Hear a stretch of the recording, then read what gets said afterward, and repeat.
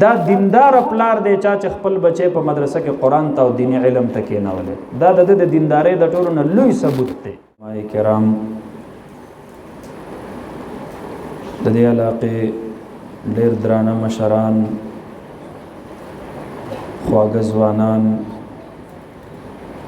خوږو بچو او کورونو کې اورېدونکو میندو خویندو،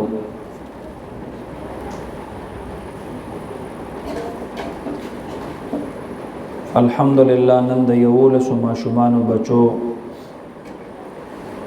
د قرآن پاک ختمونه دي او یا 70 طلباء کرام الحمدلله په دې مدرسه کې ستاسو سره زیر تدریس دي او ډېر ضرب په هغې کې د قرآن کریم حافظان تیار شي. دا د دینی علومو مدرسه ستاسو په دې محله او په دې پوره جنګدره باندې د الله عظیم احسان دی. د دې غرونو ترمنځ چې ترسو د قرآن کریم د تلاوت انګازې خیجی، الله رب العالمین به د ډیرو مجرمانو سره گزاره کوي. د دې ماشومانو بچو د قرآن کریم د تلاوت د برکته به الله رب العالمین د دې ټولې علاقې نه خپل عذاب دفع کوي. تفسیر بیضاوی شریف کې د سورہ فاتحه په تفسیر کې قاضی بیضاوی رحمت الله علیه د حضرت حذیفه ابن یمان رضی الله عنه نه یو روایت را نقل کړی دی. جناب نبی کریم صلی الله علیه وسلم او فرمایل کله کله د یو کلی نه الله ډیر خفه شي، د یو قوم نه الله خفه شي، په هغې باندې الله د عذاب فیصله وکړي.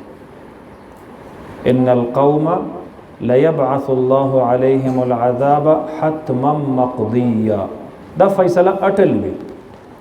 الله فرشتو تو فرمایي فرشتو اولی کوي فلان کې قوم فلان کې کله د دې په حق کې د فلان کې عذاب ما مقرر کو، انتظار دی کوي په فلان کې ورځ باندې به راځي.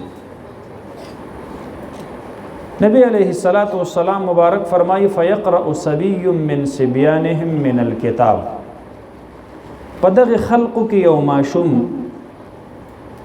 هغه چرته جمعات ته لاړ شي، مدرسې ته لاړ شي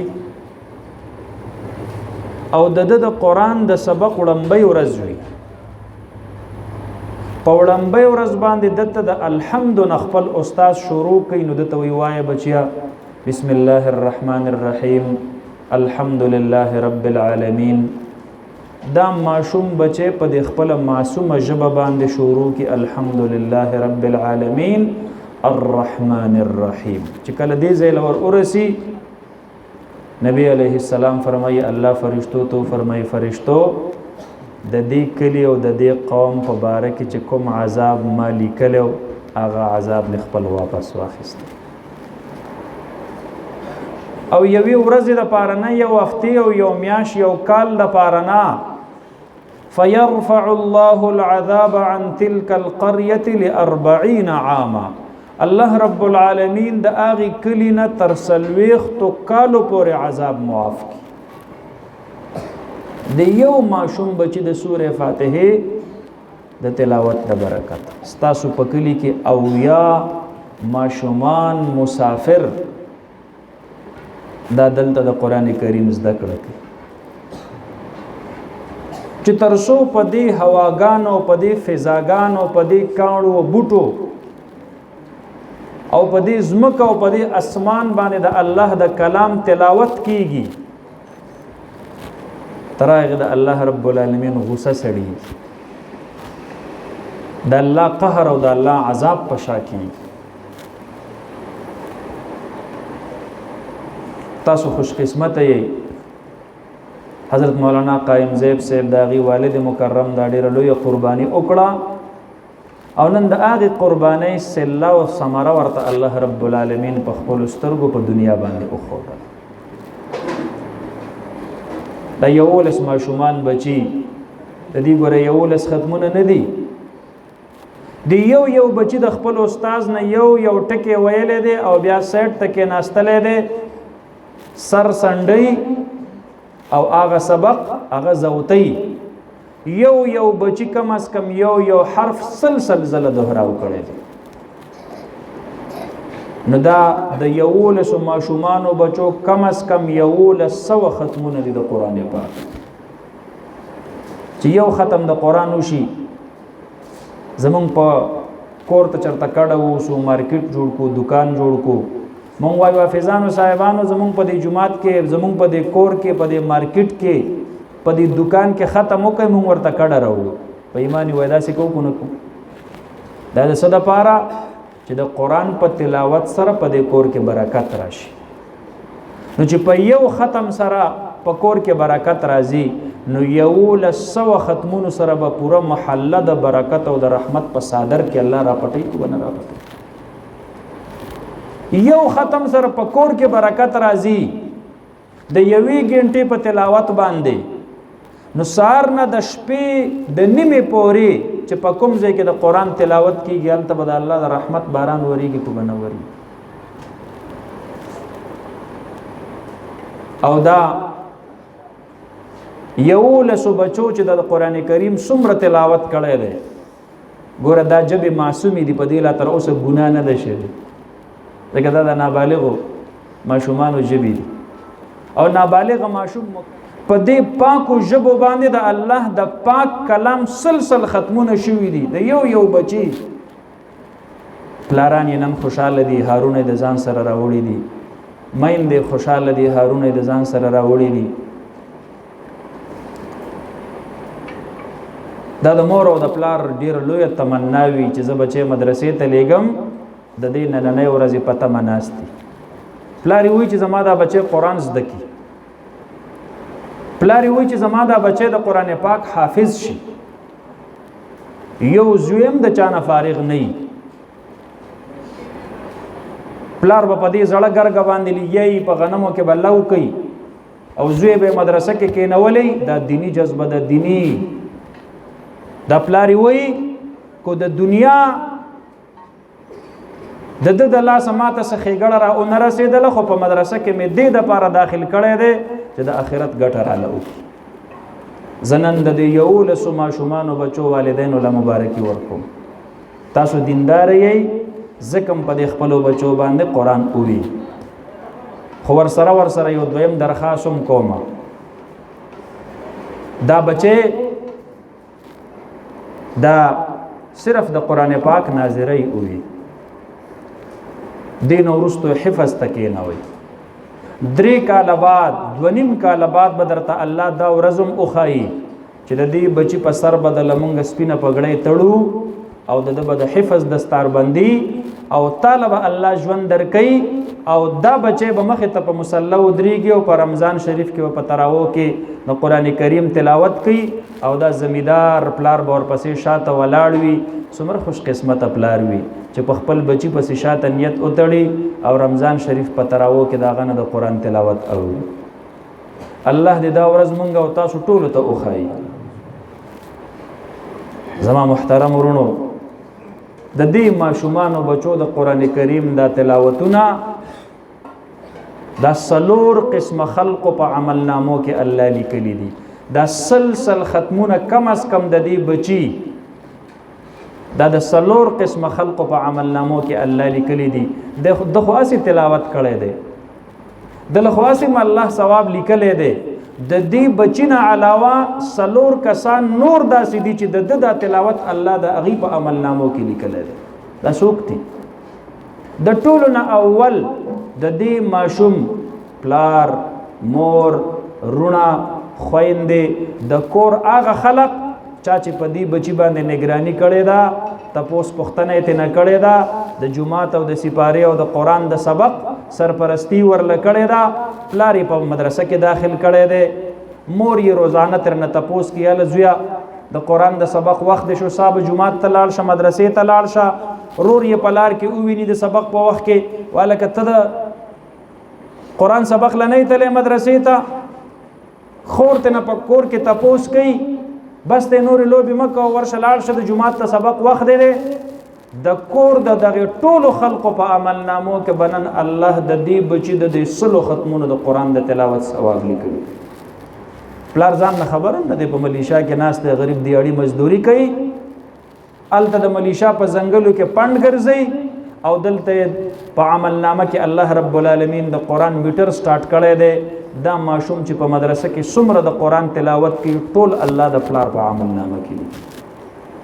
ټول الله رب العالمین د مور په عمل نامه کې لیکي ټول الله رب العالمین د رور او د خور په عمل نامه کې لیکي د نیا او د بابا په عمل نامه کې لیکي په دې کور کې ترې دی د تر زوی دی بل څوک مشر دی امزول دی خو چې د قران د زده کړې سرپرستی کوي الله رب العالمین د ټول تلاوت ثواب دا په عمل نامه کې لیکي څوک چې په خپل تلاوت ته فارغ نه وي پکار د چې پکور کې یو کس دینی مدرسې ته فارغ کی هغه یو کس د ټول کور دغه د پاره الله رب العالمین ذریعہ د مغفرت او ذریعہ د نجات جوړي او دویم د دې هر یو ماشوم بچی د قران د تلاوت ثواب دا به الله رب العالمین د دې بچی استاد ته په عمل نامه کې لیکلي استاد ورته یو پیره وی او د سل پیری زوت کو دا سل پیری چې زوت کو دا سل واړه پیری تلاوت الله د استاد په عمل نامه کې لیکي او د استاد په عمل نامه کې هم لیکي مولانا قائم زیب صاحب زموږ ملګری هم دی او زموږ شاګرد هم دی موږ د خپل شاګردانو ته ولې خوشالي زکه ورته خوشاليګو نن با د دې ماشومان او بچو د قران پاک د تلاوت ثوابونه الله د دې بچو د استاد په عمل نامه کې هم لیکلي وي زمون په عمل نامه کې هم الله لیکلي او بیا زمون استاد بیا داغه استاد او بیا داغه استاد او بیا ورپسې دا سند قران په بره باندې زی زمون په استادانو کې تر تابعین پورې ور اورسي نو تاسو د دې ماشومانو د بچو تلاوت ثواب الله د استادانو په فهرست کې هغه د تابعین قبرونو ته الله ورورسي او سلسله لا ختم نه ده تاسو د دې بچو د قران د تلاوت ثواب د تابعین او استادان صحابه دي د صحابه او قبرونو ته الله تاسو د دې غریبي علاقینا تاسو د بچو د تلاوت ثواب دا غینه ډالۍ جوړی کی او الله د ابوبکر صدیق روح ته ور اورسي الله د عمر فاروق روح ته ور اورسي الله د ابو هريره روح ته ور اورسي الله د حضرت عمر او د حضرت علي او د حضرت عثمان رضی الله عنهم اجمعین دا غي روحونو ته الله ور اورسي او ورونو تاسو نه تاسو کوم د صحابه او د قران پاک استاد څوک وو جناب محمد مصطفی ټول وای صلی الله علیه وسلم د دې غریب کورونو نه د دې ماشومانو بچو د تلاوت ثواب الله ډالۍ کی او د استادانو په سند کې په برزي زی نو تاسو د بچو د تلاوت ثواب الله شین ګمبد ته د دواړو جهانو د سردار مبارک روح ته الله ورسي اې د دې بچو د لاس د څومره ګټه وکړه پته درته شته روزانه په مدرسه کې چې د تلاوت کوي نو استاد کور نه د خوشحالي زیری ګمبد خضرات زی استاد کور نه د ثوابونو ډالۍ د نبی علیه السلام په روح باندې پیش کیږي ځکه په استادانو کې د دې امت د قران اول استاد د جناب نبی کریم صلی الله علیه وسلم او دا زنوای دا حدیث مبارک دی دا نبی علیه السلام په خپل ویلی دی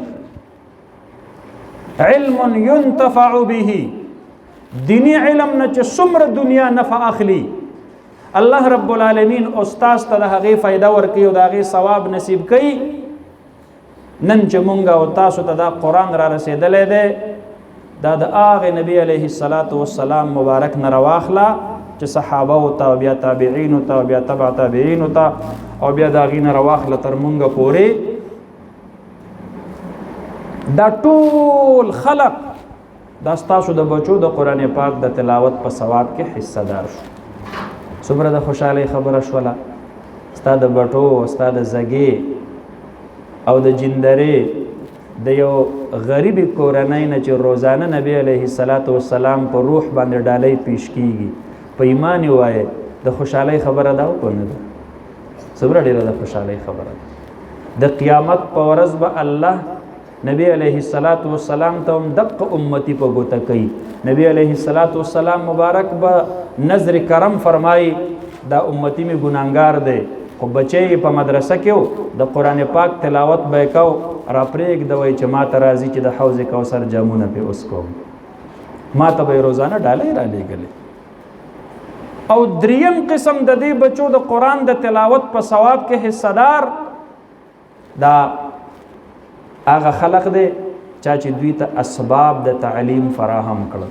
دا ځمکه چې چا ورکړې ده مدرسې دپاره، دی باندې چې دا تعمیر شوی دی، اوس هم دا دی دا چت لا تر اوسه پورې ترېنه دغه سپړدلی نه دی، دا پکي به چا اغستی، دا کویې به چا وباسلی، دا د استاذ تنخوا به څوک ورکوي. او دا زه نه وایم، دا نبی علیه السلام فرمایي من جهز غازیا فقد غزا. چا چې د نیکۍ اسباب فراهم کړل داسې شوله لکه چې د نیکي په خپله باندې وکړله. تر اوسه پورې د دې مدرسې د قیام نه راواخله، تر اوسه پورې په دې مدرسه کې چا مالی تعاون کړی دی، چا جانی کړی دی. تاسو ته به یا یاد وي او یا به نه وي، ستاسو سره به یا په کتابچه کې لیک وي او یا به نه وي. د الله د فرشتو سره هر څیز محفوظ دي. الله رب العالمین به د دې 11 بچو کم از کم 1100 ختمونو ثواب دا به الله رب العالمین د دې مدرسې د هر معاون او د هر تعاون کوونکي داغه په عمل نامه کې به دا الله لیکي. مولانا قائم زیب صاحب لاړ شي ملیشا ته څه دپاره ځي؟ چنده کومه، ځان له کور جوړی، ځان له خپل کار نه. د دې خلقو د بچو فکر دی را سره د دې د بچو د سر سورې نشته. دا دله نه وه په کار چې دی تللی، خو کاش زمونږ په خلقو کې شعور نشته دی. دا په کار د دې محلې او د دې علاقې 4-5 ځوانانو لره وه چې هغوی خپله کمیټي جوړه کړي او د علماو ته او د قاریانو صاحبانو ته ووایي چې تاسو زمونږ بچو ته قرآن ښیئ، نور تاسو بې فکره شئ. زمونږ رونه هغه په بهر ملک کې دي، مونږ به ورته سوال منت کوو، الله ورله سر سترګې ورکړي دي. هغوی ایني چې دلته څه کېږي، دلته هم دا کېږي چې 11 بچو نن قرآن زده کړو، دلته هم دا کېږي چې شړې ژبې الله د قرآن په تلاوت لمدوي، دلته هم دا کېږي چې دلته دیني علم زده کېږي، عالمان تیاریږي، حافظان تیاریږي. هغه خلقو له الله رب العالمین سر سترګې ورکړي دي. هغوی ګوري زما بچي ته قرآن چا وښودلو. مسافرو سره لوی احسان دا دی چې هغه په مسافرۍ کې ناست وي او بچی دلته د نشو نه بچ شي، د تماشو نه بچ شي، د لوپرو نه بچ شي، د بد اخلاقو نه بچ شي، خبر نه دی د خپل زوی نه، او واپس کور ته راغی د زوی په سر سپینه ټوپۍ ولیده، د مانځه په وخت کې د جومات په صف کې ولیدو، او وروستو یې تپوس وکړو چا ورته وي چې ستا بچي خو 10 سپارې حفظ هم کړی دی. د مسافر دپاره د ټولو نه لویه خوشحالي ملک او د مسافرو دپاره د ټولو نه لویه د رنځ خبره څه ده؟ هغه دا ده چې هلته خوار غریب ناست دی، سار نه تر ماښامه پورې دیاړي مزدوري کوي، او ماښام ورته له دې ځای نه ټلیفون لاړ شي ستا بچی خو نن پولیسو په آیسو کې گرفتار کو، نن په پوډرو کې گرفتار کو، نن په چرسو کې گرفتار کو، ستا زوی د فلانکي سره جګړه کړې ده، فلانکي ته کنزل کړي دي، فلانکي ته نقصان رسولی دی. مسافر سړي ته چې د خپل زوی متعلق دا اطلاع لاړه شي، د ورځې د هغې ټولې ستړې باوجود د شپې ورله خوب نه ورځي. د مسافرو دپاره لویه د اطمینان خبره دا ده. زه 2-3 ورځې مخکې په دې بونیر کې یو کلی دی، هغې ته تللی وم، روټۍ راله چا کړې وه، ریټایرډ انسپکټر صاحب دی. زه خبر نه وم چې هلته لاړم، ما ته ووی هغه کس راته په خپله لګیا شو، ما ته وی مفتي صاحب زما دا زوی ډېر زیات په غلطو لارو روان و، د شپې بلاړ شو ټول شپه به زما سره دا فکر و چې خدایا څوک به راته ټلیفون کوي چې زوی دې زمونږ نه غلا وکړل، څوک به راته ټلیفون کوي چې زوی دې په فلانکۍ تاڼه کې دی، یو رانې داسې نه و چې هغه به پرېښی نه وي. الله رب العالمین دې علماء له لوی اجر ورکړي. بچې هغه یې راله اول تبلیغ له ولیږو او بیا یې په مدرسه کې داخل کو. اوس الحمدلله نیم لویږم. د زوی د بچو د ټینشن نه الله بېغمه کړم. د پلار د پاره د ټولو نه لوی ټینشن دا بدعمله اولاد چې د پلار حاصل کړی عزت دا د اولاد د لاسه په خاورو کې میلاو شي. د پلار ګټلې دولت دا په نشو تماشو باندې والوزي. نو مولانا قائم زیب صاحب هغه د دې علاقې دینی خدمت کوي. ستاسو بچی راولي دلته او قرآن ورته ښیي، ستاسو بچی راولي او مونځ ورته ښیي. دا ډېره لویه د خوشحالۍ خبره ده ستاسو دپاره او د دې علماو ډېر قدر کوئ. په دې زمانه کې مولانا محمد اکبر صاحب اوس به راشي. زمونږ په مدرسه کې الحمدلله 6 کاله علم حاصل کړی دی. اول ورځ مې د هغه یو انټرویو اورېدله. د دې نشو تماشو د دې نشو د علاج د مرکز ته چرته تللی و. د اختر ورځې شپې وي په دې روژه کې. د هغه یو ماشوم نه تپوس کوي بچیا ستا مور به څومره خفه که نه چې ته نن دلته د منشیاتو په مرکز کې زیر علاج یې. دا به څومره ښه وه چې تا مونځ کولی، تا تلاوت کولی، تا روژې نیسلی. سبا د اختر ورځ ده. ستا مور به په دې تمه نه کاش چې زما زوی وې او د اختر مونځ یې کړی وی او نوې جامې یې اغوستلی وی او کور ته رادننه شوی او ما ته یې ویلی وی چې بیبي اختر دې مبارک شه. نن به ستا مور څومره خفی، ستا پلار به څومره خفی. دا کوم ظالمانو ته دغه ماحول ته واړولې. زمونږ په معاشره کې د علماو څه کردار دی؟ الحمدلله د معاشرې بچي دا د نشو د منشیاتو د مرکزونو نه روباسلي دي او دا په دینی مدرسو کې داخل کړي. کچ کچ ماشومان بچي دا خلقو په آیسو باندې راړولي دي. د لري خبره درته نه کوم، نه د بل ځای، زمونږ د تور سک د دې شنی خبره درته کوم. یو تنظیم والا راته وی مفتی صاحب پلار راته د ملیشانه ټلیفون کو چې زما زوی دی او په نشو راوړېدلی دی، د الله د پاره تاسو لاړ شئ او داغه د 3 میاشتو 60,000 روپۍ فیس دی. داغه د نشو علاج په وکي په هسپتال کې چې د نشو نه صبرېږي نو 60,000 روپۍ په ورکوي. چې موږ ته درته وایو چې مدرسې ته راولېږئ چې دغه ماحول نه چې کم دی نو لرې وي چې د سره په نشه باندې راوړي نه نو فی سبیل الله هم څوک مدرسې ته نه رالېږي. هلته ورله بیا 60,000 روپۍ ورکوي، دلته مدرسې ته 60,000 روپۍ نه ورکوي چې ورېږه دا مدرسه ښکلې آباده شي او دا ټول بچي ورته راشي چې دا ټول بچي د دقې کیسو نه د دقې ماحولونو نه لرې پاتې شي. وی مونږ لاړو، مونږ په دې انتظار وو چې دا به چېرته لوی هلک به جامت به یې کړی او ښه په وجود باندې به غټ کټ سړی وي. اوس چې کله مونږ ته ملزم را مخامخ کړلی شو تاسو به هم حیران شئ. د 14 کالو ماشوم د تور سک په علاقه کې په ایسو په نشه باندې راوړېدل. رونو مونږ دغه درخواست درته کوو مدرسه کې چې یي کم از کم دغه ماحول نه بلري. پلار یې مونځ کوي او کو نه کوي، خو چې په مدرسه کې ما سره سبق وای او د مانځه وخت شو نو دا بچی به دی به په تکبیر اولا سره کم از کم زمونږ سره په جماعت کې ودرېږي، په جمع باندې ودرېږي. نو ګورئ چې ستاسو د بچو په دې ماشوموالي باندې الله دا ژبې الله په قرآن منوري کی، دا مخونه الله د قرآن په نور منور کی، دا سترګې الله د قرآن په زیارت او په دیدار منور کی، دا غوږونه الله د قرآن په اورېدو منور کی. اے دا لاس دا د قرآن په پاڼو کې اوړي راوړي په دې الله منور کی، په غیږ کې قرآن پروت وي. دا ورځ مو خوښه ده او کنه دی په دې ماحول کې د لوفرانو سره کینی او پاسی او سبا د پاره ته خبرېږي چیرې پولیسو گرفتار کو او به وستو یو چټي ور سره نیسلې وا نو دغه ورځ د خوخه ده او خدا ورځ د خوخه ده. ایسو باندې راړي، هیروینو باندې راړي، پوډرو باندې راړي، هغه ورځ د خوخه ده او دا ورځ د خوخه. مونږ خو د قوم د بچو دغه تربیت کو، مونږ خو تاسو ته دغه جړه فریاد کو چې دا خپل بچی مو راولئ. نو الحمدلله د دې مدرسې په تعمیر کې چې چا څومره تعاون کړی دی، نن د دې بچو د قرآن د تلاوت ټول ثوابونه به الله د هغې په عمل نامه کې شامل کړي. او څلورمه طبقه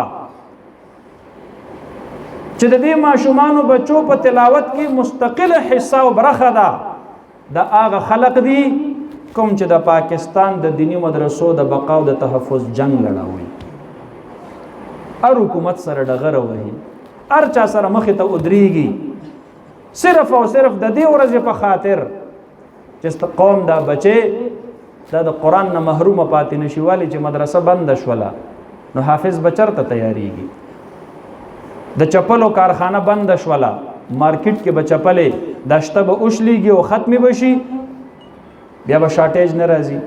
د بوټانو کارخانه بنده شوله نو بوټ به چېرته جوړیږي، مدرسه بنده شوله حافظ قرآن به چېرته جوړیږي، بس حافظان به بیا ختمیږي. نو چې دا کوم خلق دا په پاکستان کې د دینی مدرسو د تحفظ د بقا جنگ کې، او تاسو وایي چې په پاکستان کې دینی مدرسې ته څوک څه وایي، رونو دا تپوس د دې عالمانو نه وکړي چې موږ په څومره سختو سره ستاسو دا بچي دې حد ته راورسول. تاسو خو تیارې ورځې له راغلی، هارون هم د ځان سره راوړل. دې قایمزیب مولي صاحب نه خو لږ تپوس وکئ چې د ورځې ستا نه څو ادارو والا ریکارډ غواړي، دا تپوس خو ترې نه وکئ چې څومره سختو مشکلاتو سره تاسو دا خلق مخامخ کوي. زه یو ورځ د شیرګل حاجي صاحب دی، زمونږ د پیر بابا ښکلې کورنۍ ده، تاسو یې پېژنئ، نور محمد ډاکټر صاحب دی، د هغې مدرسه دا د ریوند شاخ. زیات طلبا ولا د هغه ځای نه رالیږل کېږي. ما ته یو ورځ د هغې مدرسې یو طالب العلم یو استاذ ټلیفون وکړو، ما ته وی مفتی صاحب زمونږ د مدرسې ته ډپټي کمشنر صاحب یو چټ رالیږلی دی، په هغې باندې لیکلي دي چې څومره تاسو سره د بهر ضلعو طلبا دي دا ټول رخصت کوي، دی به سبق نه وي. نو زمونږ هغه طالبانو بسترې راغونډې کړې او قرآن پاکونه ټپ کړل، رحیلونه یې کېښودل. اوس د استادانو نه رخصت اخلي خو ډېر سخت خفه دي او جاړي. څه ورسره وکړو؟ ما ورته وی بلکل نه، دې طلباو ته ووایه خپلې بسترې پرانځئ، قرآن پاکونه هم کلاو کوي، تلاوت خپل شروع کوي. د الله نظام و.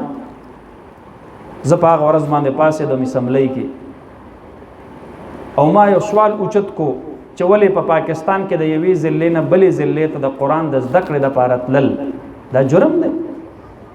د سوات نه خلق پیر بابا ته سیل نه راځي، د مردان نه خلق پیر بابا ته سیل نه راځي، د ممندو نه خلق په درنګونو کې د کار دپاره دلته نه راځي. بونیر یونیورسټۍ کې د بهر ضلعې سټوډنټ د اډمیشن نشي اخیستلی، عثمانیې په سکول کې کالج کې د سوات یو سټوډنټ داخله نشي اخیستلی. نو چې عصري تعلیم د یوې ضلعې په بله ضلع کې حاصلیږي، سیر و سیاحت دپاره خلق راتللی شي، اخر د قرآن د زده کړې دپاره ولې منع دی؟ دا د دې ملک شهري نه دی؟ د سره په جیب کې شناختی کارت نشته، د ده په لاس کې کو دوپړی ده او د ده په لاس کې کو رباب دی او د ده په لاس کې کو باجه ده او د کړاکړ په کنډو راتېرېږي، نو دته به پولیس والا وي چې ته ځه، او که د ده په لاس کې بخاري او ترمیزي دی نو سب ورته وي چې واپس شه، ته به د شیرګل حاجي صاحب مدرسې ته نه ځې. الحمدلله ما په هغه ورځ باندې په اسمبلۍ کې خبره وکړه، شاه فرمان صاحب ژوندی دی، هغه راله د دې خبرې ریسپانس راکړو، وی چې دا په غلطۍ سره دا نوټیفیکیشن شوی دی او دا مونږ ټولې صوبې ته اطلاع ورکو چې دا خپل نوټیفیکیشن واپس کړي. زه تاسو نه تپوس کوم نن چې په دې ټوله صوبه کې د یوې ضلعې طلبای کرام په بله ضلع کې دیني تعلیم حاصلوي، په ایمان یې ووایي ماله به الله اجر راکوي که به نه راکوي. زما خپل بچي الحمدلله په نوخار کې په نوشهره کې په یو دینی مدرسه کې 3 زامن مې الحمدلله حفظ وکړو، تجوید وکړو، اوس د دین علم حاصلوي. دا زمونږ ټول بچي، دا زمونږ بچي د څلور قسم طبقاتو له به الله د دې بچو د قرآن په زده کړو کې ثواب نصیب کړي. علما د امت خیرخوا دي، محسنین دي.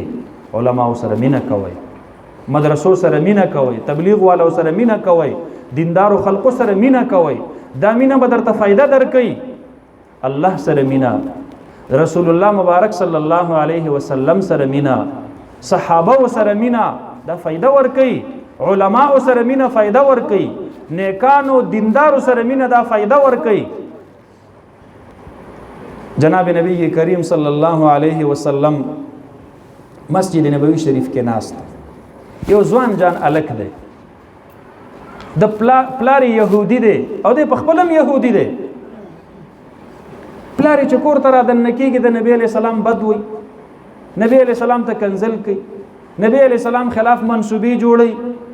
ځکه دا یهودیان دا د اسلام د ټولو نه بدترین مخالف دي. لتجدن اشد الناس عداوة للذین آمنوا اليهود. الله قرآن کې فرمایي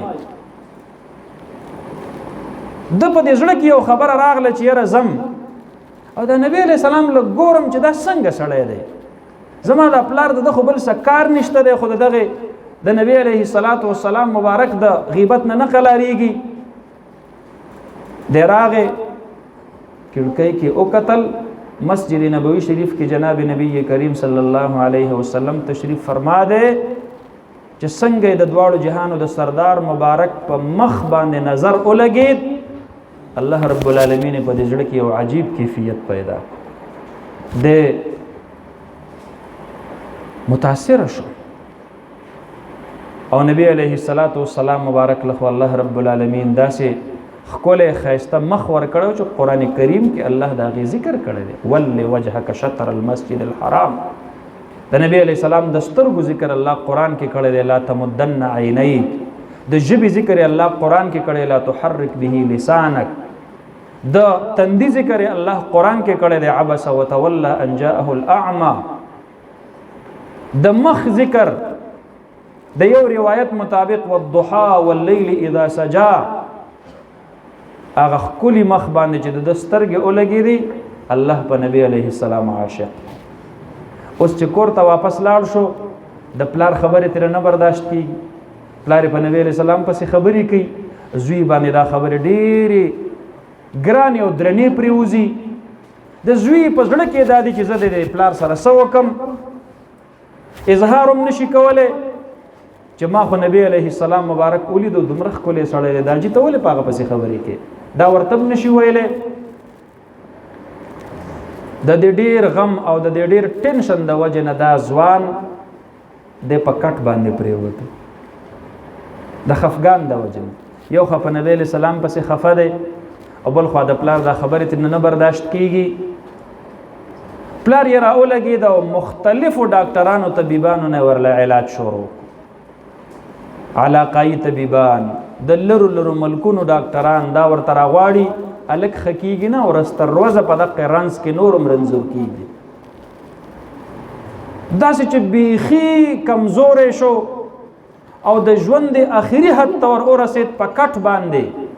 نو د پلار ته وایي دا جي په ما خو خبر یې چې ناجوړه شوی یم، شاید چې تا ته زما د بیمارۍ اسباب نه معلوم، تا مال ډېر ډاکټران طبیبان راوستل، زه تا ته هېڅ هم نشم ویلی، ستا نه یریږم هم، زړه نه هم مجبوره یم. دا جي ته په نبی علیه السلام پسې خبرې مه کوه، زما د ژوند اخري ارزو د کوتۍ پوره کې راله. وایه بچیا څه ارزو دی دا؟ دا جي زما ارزو دا ده یا ما نبی علیه السلام لبوزه یا نبی علیه السلام مال را. پلار یې د غصې نه تک سور شو. نبی علیه السلام زه خو د هغه خلاف د ورځې د شپې لګیا یم، ته راپسې هغه کور ته راولې، دا جي ستا خوښه ده، ستا د بچي یو آخري ارمان دی، کو پوره کوې ورله چې پوره یې که کو نه یې پوره کوې. هسې مم دا ژوند دقه شانتې تیر شو، بس دا باقي ورځې شپې به هم تېرې شي، مړ به شم. بالاخر زوی دی، د پلار یې په زړه کې ترس راغی، دا پلار یهودي دی، سخت متعصبه د نبی علیه السلام مخالف راغی او د دواړو جهانو د سردار مبارک په دربار کې حاضریږي او بیا ورته فرمایي چې زما بچی ستاسو د دیدار منتظر دی. نبی علیه السلام مبارک را روان شو. بریده ابن حسیب رضی الله عنه ورسره دی چې کله راغی او دا یهودي نوجوان د ډیر سخت بیمار دی او د خپل ژوند په اخري مرحلو کې دی چې نبی علیه السلام مبارک یې ولیدو نو د سترګو اوښ کې یې نه قلاریږي، خوشحالم دی خفم دی، خوشحاله د نبی علیه السلام په دیدار دی او خفه په خپل تکلیف باندې دی. نبی علیه السلام مبارک ته پوه شو چې د په زړه کې خو زمان نبوت تسلیم کړی دی خو په ژبه باندې لا کلمه نه ده ویلې او دی خو اوس مړ کېږي. نبی علیه السلام ورله دعوت ورکوي چې ته کلمه ووایه، اشهد ان لا اله الا الله وانی رسول الله صلی الله علیه وسلم. دا یهودي نوجوان پلار طرف ته ګوري چې دا پلار به مې راته وقاریږي. اوسه پورې خو ته ما دا مطالبه وکړله او په ډېر لوی اصرار باندې دومره قدر وکړل چې نبی علیه السلام را له کور ته راوستو، زما زیارت ورسره وشو. اوس کو کلمه ووایم نو بیا پته نه لګي چې زهر راله رانه کي چېرته. نبی علیه السلام چې ورته کله دعوت ورکو د پلار طرف ته وکتل، فنظر الى ابيه وسكت ابوه، او پلار خاموش شو. نبی علیه السلام مبارک ورله بیا دعوت ورکو، د بیا پلار ته وکتل، پلار بیا خاموش شو. نبی علیه السلام مبارک ورله په دریم ځل باندې بیا دعوت ورکو او د پلار ته وکتل، دې پیرې له ورته پلار په سر باندې اشاره وکړه اشهد له، ووایه ځه ته پې خوشحالېږي جو ووایه کلمه ده وایه. دې زوی د خپل ژوند د زنکدن په اخري سلګو کې کلمه وویله. څنګه یې وویله ما ته ګورئ. دې چې کلمه وویي اشهد ان لا اله الا الله واشهد انک رسول الله، نبی علیه السلام ته دا ګوته دقسې ونیسل، زه ګواهي ورکوم ته د الله رسول او د الله پیغمبر یې. او دې الفاظ ویلو سره یې لاندې د لاس راپرېوت او وفات شو، مړ شو. نبی علیه السلام لاس اوچت کړل، دعا یې وغوښتله الحمد لله الذي انقذ بي نسمة من النار. الله تعالی لوی ثنا صفت دی چې زما د دعوت د وجې نه د یو مؤمن د جهنم د اور نه بچ کو.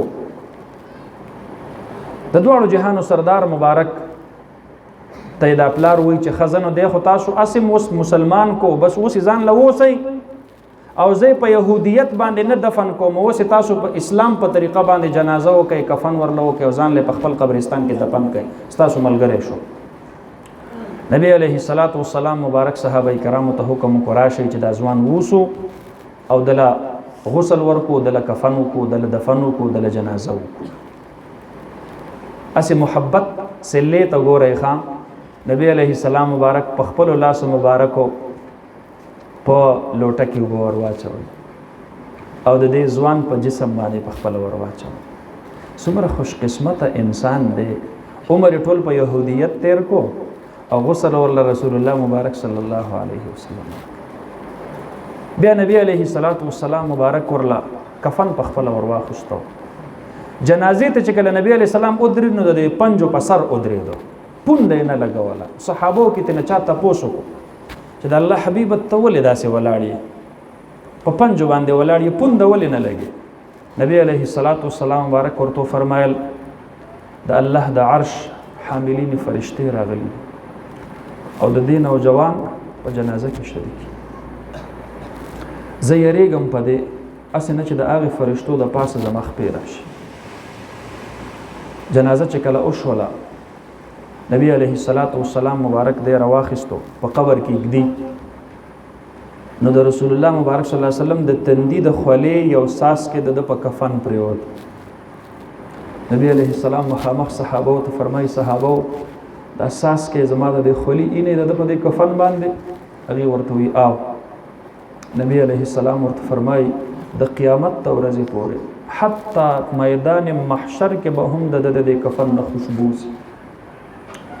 او بیا نبی علیه السلام مبارک په ده باندې خاورې ورواړولې، دی دفن کو، ډېر ساعتې پې تېر کو. صحابو ته نه تپوس وکړو د الله حبیب په تدفین کې د ډېر وخت ورله تېر نه کو. نبی علیه السلام فرمایل د الله د عرش حاملین فرشتې راغلې وې او په تدفین کې زما سره شریک وي چې ما به خاوره ورچول هغې به خاورې ورچول. دا د دې ځوان د نبی علیه الصلاة والسلام مبارک سره د مینې او د محبت دا د هغې صله ده. مونږ خو په خپلو ځوانو کې بېځایه محبتونه تیر کړل، بېځایه صلاحیتونه ضایع کړل، بېځایه مو خپلې توانایانې ولګولې.